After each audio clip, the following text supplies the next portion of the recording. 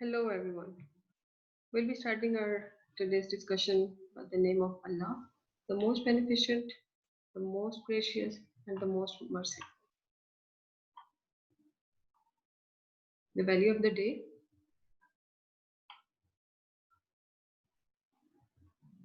Today's topic is solving our problems or problem solving. We have already learned how to solve problems in systematic way in our previous book. We learned to do this by creating algorithms and flowcharts. But today we will be learning ways in which we can be more precise in understanding our problem. When we are able to understand a problem precisely and clearly, it becomes easier to think of a good solution to our problem. No matter what the problem is, we can find the solution. A step-by-step approach to problem solving. We can easily solve any kind of problem by thinking about it in a step-by-step manner. This helps us think clearly and avoid becoming confused. Many successful people have the skill of solving problems in a step-by-step manner. This is a four-step staircase. The very first one is telling us what information do I have. We need to ask ourselves the information which we are already having to solve our problem. Is it sufficient or not? Then what should the result be? What the result is the outcome of your solution. And the third, how can I use the information to get the results? The use of information is also very important. And fourth, I have got the solution. Definitely, if you are following the steps one by one, you will be reaching to the correct solution. The very first step, defining the problem. It's the first step in problem solving to define the problem. This sounds quite simple, but actually needs quite a lot of thinking. Most of the time we think we know what the problem is, but this is not the case.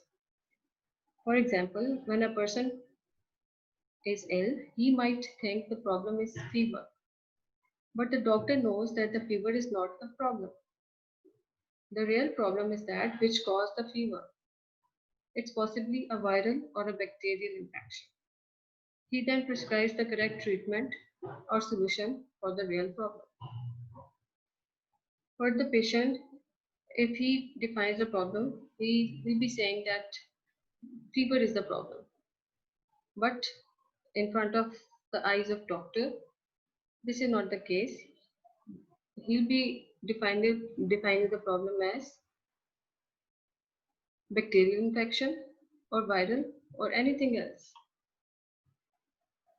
So defining the problem is very important. Then it comes to, if we talk about the same problem of infection, it would be a very broad definition. This means that the doctor cannot be sure of what type of infection the problem is. Is the infection caused by a virus, bacteria, or it might be fungus? Each of these different types of infections can be treated with different types of medicines. There are different medicines for different infections.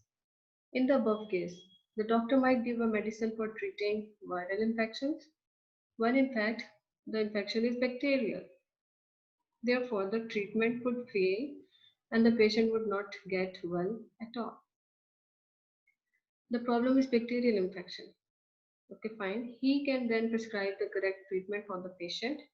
You can see how important it is to define the problem without confusing it with its obvious effects or with related problems. The input. Once we have thought about the problem carefully and developed a problem definition, we can now move towards finding the solution. The output. After collecting input, we next have to think about what the result of our solution should be. We should ask ourselves the question, what should change as a result of the solution? What the change you are going for and you want it to be visible in the result.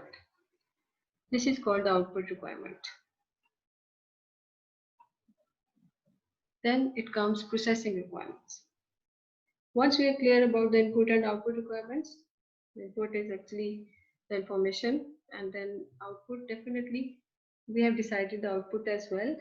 Now we can think about how to use those inputs to achieve the output. It's the actually processing process or requirements. The doctor would think about how he might bring down the temperature of the patient. He might also think about which medicine in his cabinet would do the best or most effective. He will also think of ways in which the strength of the patient can be restored. He might think of all the vitamin pills in his cabinet and think about which one would be the best for the patient. Then the solution. By thinking carefully about the processing requirements, we can discover the right solution for the problem.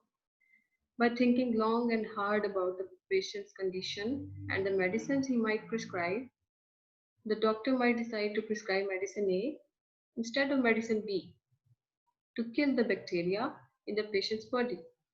And he might recommend vitamin pill X instead of vitamin pill Y to help the patients regain her strength as well. Finally, he will write down his solution on a prescription form and hand it to the patient. And problem solved. That's all from today. Don't forget to subscribe me, and thank you so much for all those viewers who have already subscribed me. Thank you so much.